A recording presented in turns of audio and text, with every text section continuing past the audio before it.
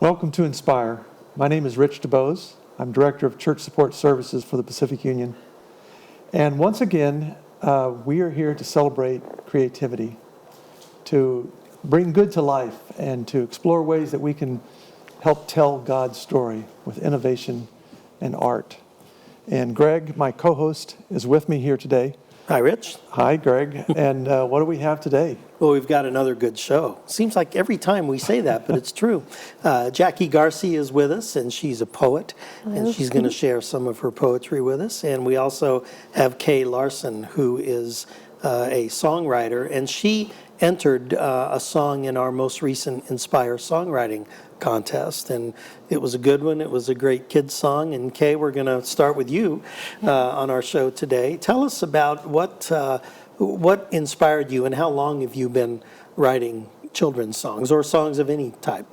Well, what inspired me for the song I entered was necessity. I teach little ones at Eagle Rock Seventh-day Adventist Church, and we had just put in our new summer program. And I was at the grocery store and I saw inflatable pool whales.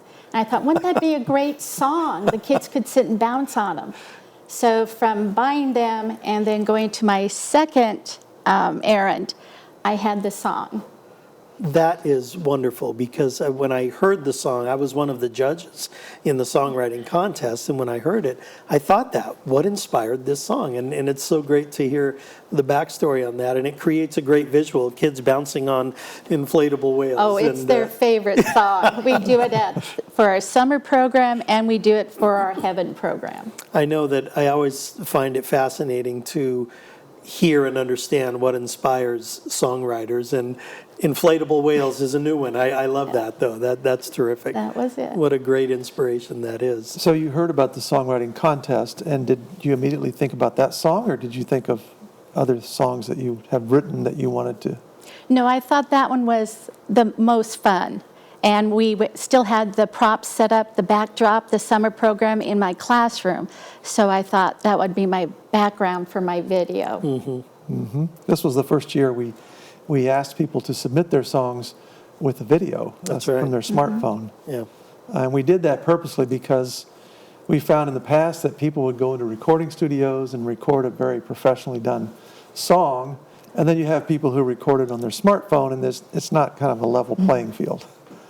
It makes it hard for the judges. Yeah, that's right. Yeah. Yeah. So how long have you been writing songs? Well, my piano teacher made us write songs when I first started taking piano lessons. I must have been about 10. Somewhere in a box I have that song. And then over the years, I'm always writing down words, but I've never actually taken the step to put it to music until I started teaching cradle roll. Okay, so the kids inspired you. The kids inspire me. It's the sweetest thing to watch a child come to my classroom and sit in a chair that they can barely sit in, and then grow. And week after week they'll say a word, and maybe pretty soon by the time they leave at 4, they know all the words. And it's just so sweet to experience that. What process do you use to write a song? Do you try to carve out some quiet time? Do you just do it on the fly, or? It's mostly on the fly. The other song I'm going to sing was inspired by a little girl. In my class, I say, when it's springtime or fall time, we talk about the leaves falling so the wind blows. And I'll say, when the wind blows, just remember, it's Jesus saying, I love you. Mm-hmm. So that's what inspired it. And then one Sabbath, we had a really windy week, and a little girl came up and said, Teacher K, Jesus loved me a lot this week. And so that's what inspired the song Gentle Breeze. Wow, that's cool. To be impacting the lives of kids that age is so rewarding, isn't it? It is. It's just, I don't know. And to hear them say their memory verses. Mm-hmm. And again, you start out with one word, mom and dad coaching them, say Jesus, and then going to actually repeating words, and then being able to say the whole memory verse. It's the sweetest sound. Well, the songs really help you to memorize. Right. Put scripture songs, those are really popular Greg, you and I remember. Yes, we Back do. in the 70s. Yes, or I remember whatever it those was. too. In our era, yes. Yeah. Yeah, they really help us remember. It's a great tool to use. Well, I'd love to hear a couple of them. And will you sing for us, Kay? And Okay. Rich, you're gonna play if you'll grab your guitar. And Kay, like I said, I really I love playing for kids too. And when my kids were growing up, I'd go to their school, and boy, it was always just gratifying to do that. So. When I get to heaven, gonna ride a whale sliding down to its tail. When I get to heaven, gonna ride a whale. Won't heaven be a wonderful place? When I get to heaven, gonna ride a whale sliding down to its tail. When I get to heaven, gonna ride a whale. Won't heaven be a wonderful place? Oh yeah, won't heaven be a wonderful place? Won't heaven be a wonderful place?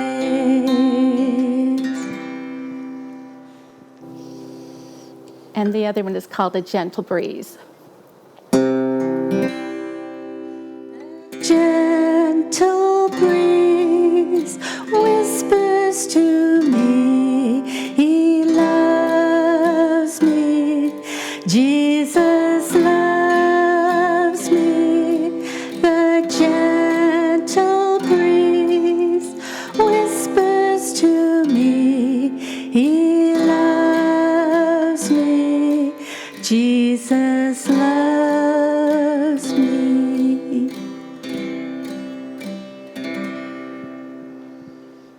That's great. Thank You know, you. kids' songs, that simplicity is a key to a children's song, but it doesn't mean that it's easy to write, and it's doesn't mean that it's easy to come up with those ideas, and it's wonderful that you're using that. How long have you been teaching in kids at church? Well, I grew up in a very small country church in Stanwood, Washington. And my best friend Debbie and I had to teach cradle roll when we were teenagers. So we taught them every now and then when they needed a leader. And then when I moved down to California, I've been teaching at Eagle Walk for 25 years. Oh, wow. Yeah, I'm just a big kid. I'm never getting out of cradle roll. That's really great. Yeah. Have you had any, do you run a VBS as well? Are you part of that in the summertime? Sometimes I'll help if we have a good population of the little ones. Right. I'll go and be with them. Yeah. So it's that younger age group that you really Yeah, my connect babies. with. Yeah, and they with you, it sounds like. Yeah, we have a good time. Yeah, that's good. Do you envision doing anything with your music beyond what you're doing right now? Well, I'm working with our church organist because I'm terrible at writing out the music. So he's going to write out the music for me. I've always dreamed about making a book of all my programs over the 25 years for Cradle Roll, with all the songs and words and manipulatives, how we made them, because there really isn't a market or there isn't a resource for these things. Like when we sing Gentle Breeze, it's a cloud mitt with ribbon. So, I sewed those myself. And so I'd like to make a book of all the programs and show how to make these things yourself. So you've incorporated visual art Oh, yes. with the music, which is really cool. Yeah. I think you're right. There doesn't appear to be a huge amount of resources out there for this age group. I know there's a lot of things for youth and for those early teen years, but for the real little ones, and then there are some things, but boy, not enough. And I know that when my wife and I were involved with our kids as they went through the various divisions and helping out, and people are always kind of clamoring for material, and that's a great idea to use that. And Yes, we've been blessed. One of our retired doctors does woodwork, and he made our little TikTok sticks for us. Nice. so that the big enough for the little ones to hold on to, and they make a lovely noise. Greg, she is inspiring them. Yes, she certainly is. She's inspiring, our favorite word. It is, yeah. So how many of the songs have you written over the years for your children? I haven't written so many in the last probably 10 years. So I started writing in the last 10 years. I've done about 7 or 8. Okay. Yeah, it'd be good to have those down so that you could share them with others. Yeah. You know, I'm sure others would like to sing those as well. That's great. You're a wordsmith. Anybody who writes songs is a wordsmith. That's right. And we're so delighted that you were able to come and share with Well, us. thank you for this opportunity. Yeah. All right, thank you, Kay. And Jackie, we want to talk to you and see, I know that you are a poet, and also we talked a little bit about growing into songwriting as well. So Yes. tell us about the art that you are creating. Well, the poems that I create they come out of nowhere. I like to think, one of my pastors said that imagination is sacred, and it is the way that the Holy Spirit and God can really bring things into light and into being. That's really good. Yes, so when I'm driving, when I'm working, sometimes I'll think of a line, and I need to write it down. And if I'm busy, I'll get back to it later, and I just start writing and writing. Recently, I'm in a praise team at my church, and the praise team leaders, we've all been talking about possibly writing our own songs as a praise team, as Adventists. And so we've had that in the works, and they've asked me, like, hey, can we work together to write a song? And we've tried working on different songs. I have some choruses down, and that's something that I will be working on in the future. But as of now, I still have a lot of poems and more poems to write. Yeah, great. Yes. Will you share Yes. a poem or two with us? Yes, of course. So just for some context, this poem that I wrote, I shared at my church for one of the Inspire programs.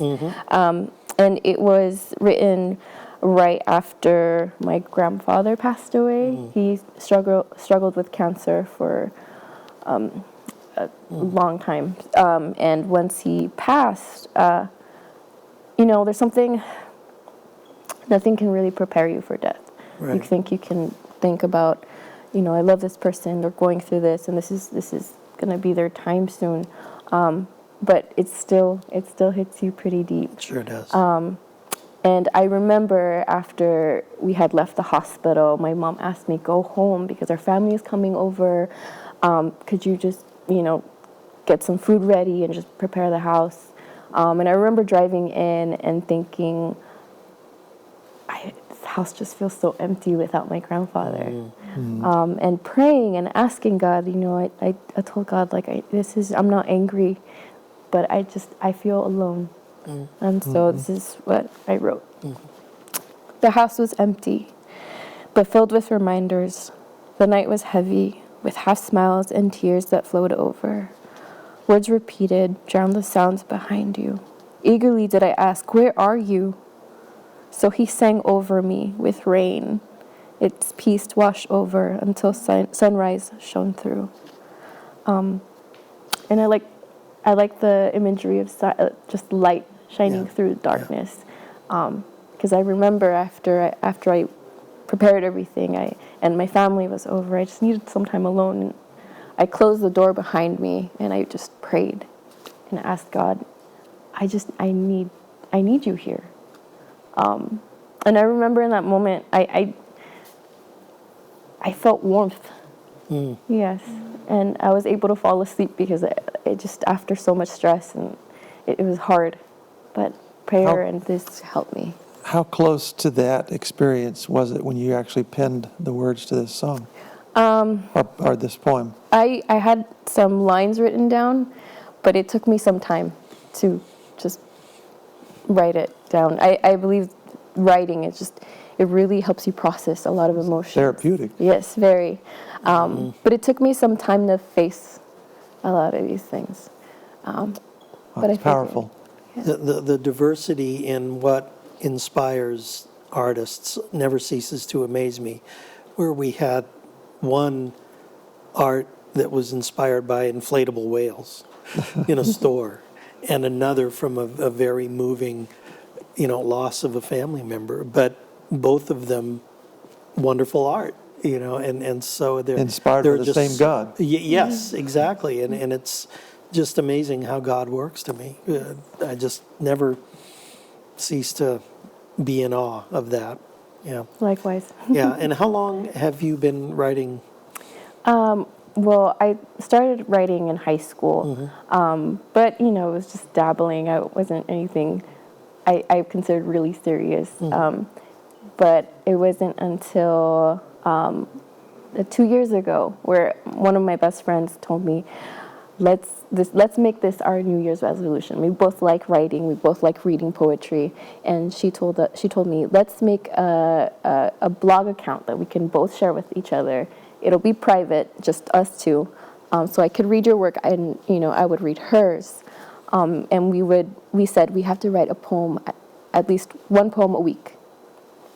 And we made it a practice. And I feel like that's where I started really developing this poetry, getting a feel for my style of poetry, what I wanted to write about, and that's how it started off. Now I'm writing in my book, and I'm doing little illustrations, and I'm hoping to share these on Instagram. I've shared a couple, but my blog site is now not private anymore. I want to get that out there. Would you agree that writing is hard work? Yes. Yes, there's times where it flows, and there's times where I have this idea in my head, and words are just not coming through. Yeah. Yes, it's almost a love and almost like a love-hate relationship. Hate is a strong word, but I want to say it's frustrating sometimes. I know the feeling. There have been times when I have said to myself, I'm going to put my songwriting on the shelf. I'm not going to do this anymore. But it's almost like I feel like my bones are drying up or something, where I'm not the person that God called me to be, if I don't do that. Right. Yeah. And so I know exactly what you're saying. Speaking on that, I've been feeling that way a lot lately. Like we were talking, songwriting has been something that's been put in my heart. And a couple of nights ago, I was having a moment with God, and I felt like He's really, really tugging at me, like, you need to start songwriting. It's been time. It's time. And I know what you mean, that feeling in your bones, like, I need to start doing more. And the two are so closely related, Yes. poetry and songwriting. So it's not a big leap. Yes, yeah. Do you have another one there? Yes, of course. This one's pretty short, and it has no title, but I will share. Sometimes short is just as heavy. It says, "You bear His name on your brokenness and the scars on your skin, for by His wounds you were healed when He bore your name on that cross." Yeah. I have found it in the past where during my personal devotions, sometimes I will write. And I don't necessarily write with the idea of, okay, this is going to be an article I'm going to publish, or this is going to be a song I'm going to, sing or whatever. But out of that writing, in response to the devotional experience that I've had that morning, it does end up as a song or as, something that I would actually want to share with somebody else. So it surprises me when that happens. Yeah. Yes. Very much so. Keep reading. Okay. I'll have another one. It says, "He knows the cracked edges, those that make others bleed. He knows the pages you wish you could rip out. For you, He bled. For you, He shattered. So He would show you His love. So He would understand. He knows." Wow. I really like that one. That's it. He knows the pages that you would rip out. And I think most people can identify with times in their life that they wish they could just rip that page out. We don't have to because we have forgiveness as believers, but that's one that I really identify with. Yeah. Very nice. Yeah. Thank you. Praise God. What do you hope to do in the future with your poetry? Would you like it to go? You know, it's funny. When my friend and I started keeping each other accountable, we told each other we want to publish a book. We would want to do that eventually. But as for now, I still want to accumulate more poems. I think I have about 50 that are on my blog. And I'm a bit shy. So I think right now I'm working on sharing more. And that's one of the reasons why I'm here when you invited me to share my poems at Kaleo for the Inspire program. I felt like God was like, you can't say no, you have to share. Well, good. So I sharing is, I think it's the next step along with songwriting and just getting this out there. You know, Greg, have you noticed it seems like in our lifetime, there was a time when poetry was a big deal. Mm-hmm. And it was, our culture, really recognized the importance of poetry and so forth. I don't know, but for me, it seems like in the last 25 years or so, poetry is not what it used to be. There's not as much emphasis on poetry. If you look at publications, magazines, even our own church publications, you don't hardly ever see any poetry in there. You're right. And I think that's really sad because poetry can be a powerful motivator. It's such a wonderful art. You're right, and it really has disappeared, even in our culture.